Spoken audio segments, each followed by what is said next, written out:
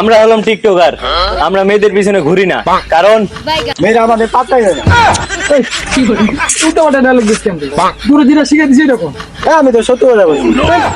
এটা কয় হবে? এটা হবে না। আমার এই কাট কাট কাট। আরেকবার এই পিছে দে, আরেকবার দে। আমরা হলাম টিকটকার, আমরা মেয়েদের পিছনে ঘুরি না, কারণ আমরা দেখতে খারাপ। হারাম দাদা এই হারাম দাদা তোর এইগুলো কথা কইছে কেন? যেটা কইছি আর কোথায় কইছি ওটাই কইছি, সত্যি তো কইছি। হবে না, এই কাট কাট কাট। এই তোদের দ্বারা কিচ্ছু হবে না। শোন রেডি,